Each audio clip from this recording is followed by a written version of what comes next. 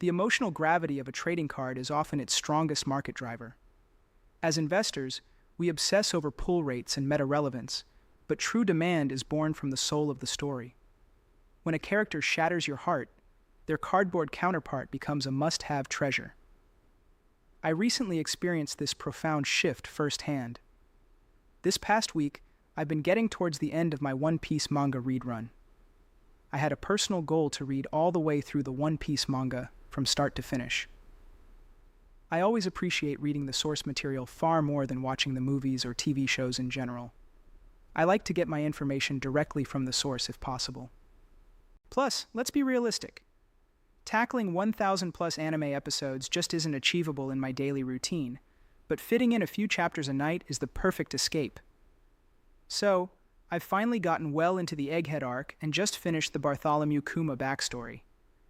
To say I was hit pretty hard would be a massive understatement. This is a strictly spoiler-free article, so I don't want to go into much detail for those who haven't caught up yet. But I will confidently say this. Kuma has instantly solidified himself as my all-time favorite character in the One Piece universe. Over the years, there have been many characters who I have rooted for, and many that were my personal favorites at different times. Characters like Captain Kidd, Shanks, and various other popular and non-popular figures have spoken to me. But Bartholomew Kuma's story, by far, has hit the hardest. And that's coming from someone who is incredibly deep into the One Piece lore now.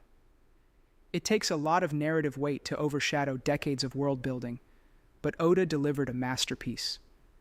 This just made me reflect on the One Piece IP's power as a whole.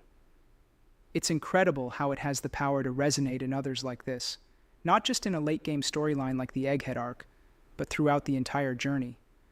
Whether that's in the beginning storylines of the main Straw Hat crew, or the sprawling pre- and post-time skip eras, the emotional consistency is unmatched.